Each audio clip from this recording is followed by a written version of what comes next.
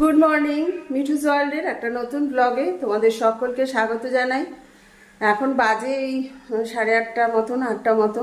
উঠেছি তো অনেকক্ষণ, চা টা খেয়েছি। তো আজকে একটু মনটা খারাপ, ছেলে চলে যাবে কালকে।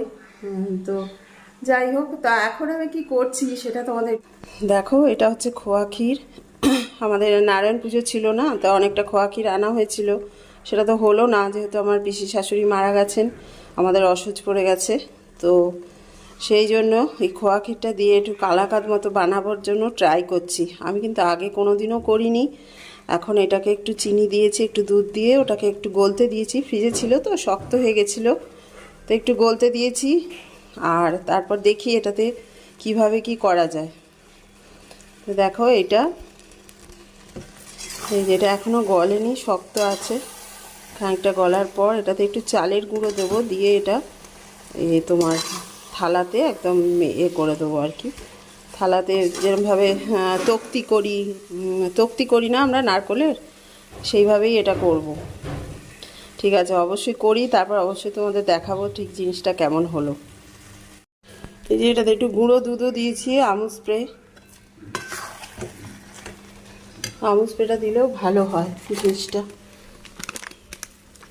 একটুখানি হয়তো ময়দা দেবো।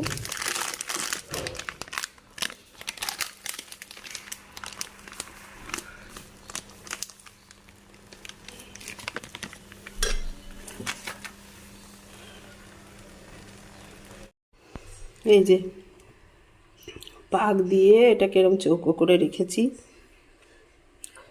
একটু ঘি দিয়েছি থালাটার মধ্যে। এগুলো 4টে নাড়ু পাকিয়ে রেখেছি, ওদের দেবো কেমন লাগছে সেটা দেখার জন্য।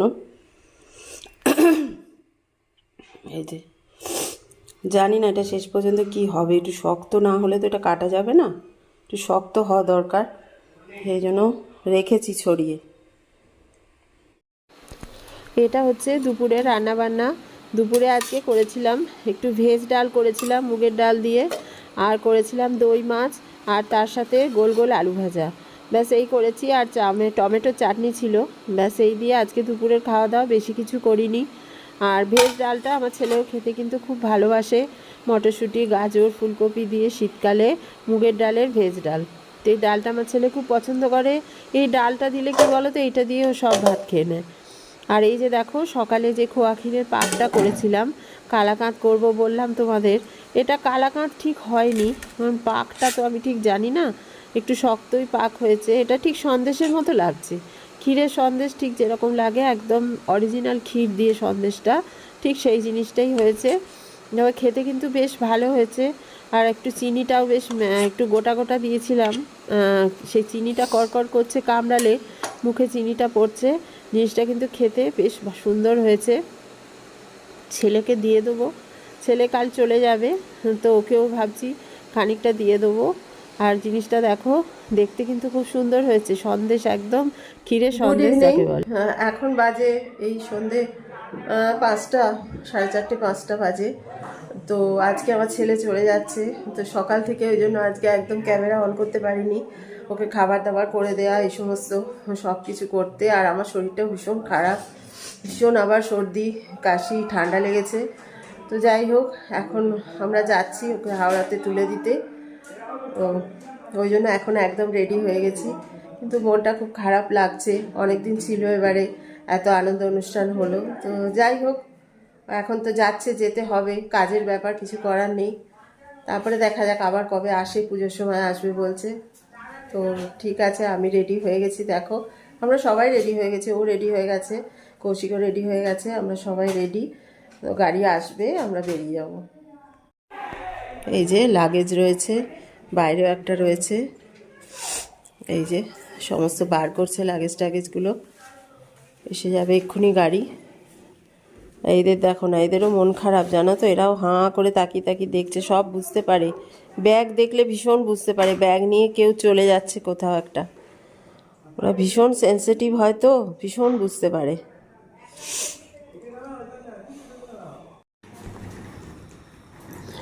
এই যে শেষ মুহূর্তে ব্যাগপত্র সব বাইরে বার করছে।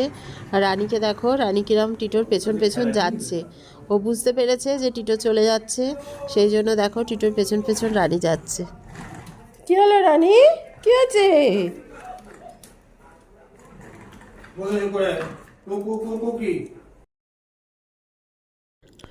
এই তো দেখো আমরা বেরিয়ে পড়েছি, আমাদের গাড়ি ছেড়ে দিয়েছে। আজকে কিন্তু বেশ ঠান্ডাও লাগছে বাইরে, আর আমার শরীরটা বেশ খারাপ জানো তো, ঠান্ডা লেগেছে, জ্বর জ্বর হয়েছে। তো যাই হোক আমরা বেরিয়ে পড়েছি। এই দেখো কৌশিক সামনে বসেছে, আমি আর টিটো পেছনের সিটে। এখন বাজে প্রায় 5:30 মতো, ওদের ট্রেন হচ্ছে 7:45। তো আমরা যাব, ট্রেনে তুলে দিতে যাচ্ছি, হাওড়া যাচ্ছি। যাওয়ার পথে সুন্দর বাইরে গাছপালা, আমার তো ভীষণ ভালো লাগে, তো আমি একটু ভিডিও করে নিচ্ছি। মাঝ রাস্তায় নেমে আমরা, এটা ভদ্রেশ্বরের কাছাকাছি কোনো একটা জায়গা, আমরা একটা ধাবায় নেমে পড়েছিলাম এখানে একটু চা খেতে। তো চাটা এখানে কিন্তু ভীষণ ভালো ছিল, আর চায়ের সাথে আমরা নিয়ে নিয়েছিলাম সিঙ্গারা। সিঙ্গারাটাও কিন্তু এখানে গরম গরম দুর্দান্ত ছিল। খাওয়ার সাথে সাথে এই জায়গাকার অ্যাম্বিয়েন্সটাও আমার কিন্তু ভীষণ ভালো লাগছিল। দেখো বহু গাড়ি এখানে যাতায়াতের পথে দাঁড়িয়ে, বহু মানুষ এখানে সন্ধেবেলা চা জলখাবার, এখানে আরও অনেক কিছু খাবার ছিল। তো আমরা তো লাঞ্চ করে বেরিয়েছি, সুতরাং খাবার কিছু দরকার ছিল না, কিন্তু এই চা আর সিঙ্গারা খেয়ে নিলাম। আর আমার খুব সর্দি হয়েছে, তো ঠান্ডা লেগেছে, চাটা খেতে ভীষণ ইচ্ছে করছিল, ওই জন্য আমি বললাম যে একটু দাঁড়িয়ে চা খাওয়াই। আর এখানে দেখো শ্রী মহাদেবের মূর্তি রয়েছে, একটা মন্দির করা রয়েছে, এটাও কিন্তু ভীষণ সুন্দর। দেখো ধাবার পাশেই একদম মহাদেবের একটা মন্দির, সেখানেও কিন্তু প্রণাম করে বহু মানুষ তাদের গন্তব্যের দিকে এগিয়ে যাচ্ছে। তো ভীষণ ভালো লাগছিল, পথ চলতি একটা জায়গা। চাটাও কিন্তু বেশ ভালো, বলো সিঙ্গারা খাচ্ছে, আর এক কাপ চা খাবো। আর এক কাপ চায় হয় না, চাটনি দেওয়া কেন নিলি বলতো?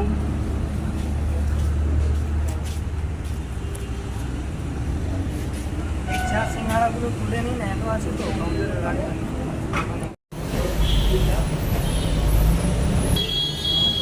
সিঙ্গারা ভালো না? সিঙ্গারাটা দারুণ, চাটাও ভালো। হ্যাঁ একটা চা খাবো, একটা চায় আমার হয় না। আচ্ছা খাবে।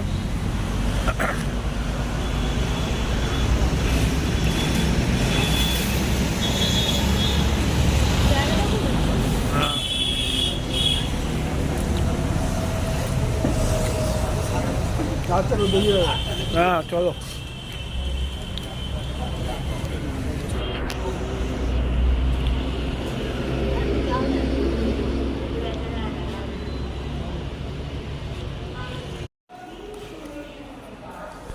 চলে এসেছি আমরা হাওড়া স্টেশন, ঠিক যেখান থেকে ওদের ট্রেন ছাড়বে।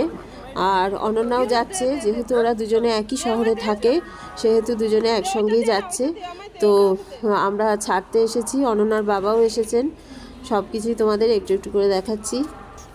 এই তো এবার জিনিসপত্র নিয়ে যাওয়ার পালা, ব্যাগগুলো টেনে টেনে আমরা সবাই মিলেই নিয়ে যাচ্ছিলাম। আর দূরে ওই যে অনন্যা আর ওর বাবা দাঁড়িয়ে আছে, ওরা অনেক আগেই চলে এসেছিলো, কারণ ওদের বাড়ি থেকে মোটামুটি কাছে, কিন্তু আমাদের গাড়িটা আসতে দেরি করায় আমাদের একটু দেরি হয়ে গেছিলো।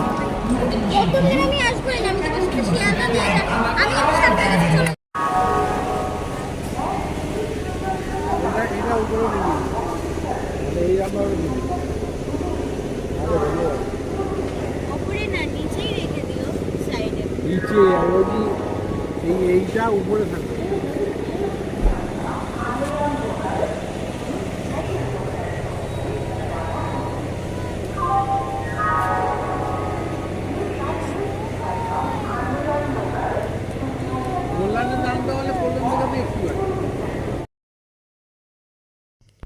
এই মুহূর্তটা মনটা ভীষণ খারাপ লাগছিল। এই ওরা আসবে আসবে এলো, তার সাথে এত কিছু আনন্দ, সব কিছু হলো, তার মধ্যে বিষাদও ছিল, সব কিছুই ছিল, কিন্তু তার মধ্যিখানেও আনন্দটাই বেশি ছিল। তো যাই হোক এখন চলে যাচ্ছে, মনটা কিন্তু বেশ ভারাক্রান্ত। আর আমরা সবাই অপেক্ষা করছি ওদের ট্রেনটা কোন প্ল্যাটফর্মে দেবে। এইবার ফিরে আসার পালা, ওরা ওদেরকে ট্রেনে উঠিয়ে দিয়েছি, ঠিক মতন সমস্ত লাগেজ সেট করে দিয়ে এবার আমরা বাড়ি ফিরে যাচ্ছি। অনন্যার বাবাও ফিরে গেলেন, আর আমরাও দেখো আবার গাড়িতে উঠে পড়েছি, আবার সেই উল্টো পথে আমরা ফিরে আসছি। যাওয়ার সময় ছেলে ছিল গাড়িতে, আসার সময় আমরা দুজনে একা ফিরে আসছি। আমরা দুজনে একদম চুপ করেছিলাম, মনটাও খারাপ লাগছিল, কোনো কথা বলতে ইচ্ছা করছিল না। আজকের ভিডিওটা এখানেই শেষ করছি।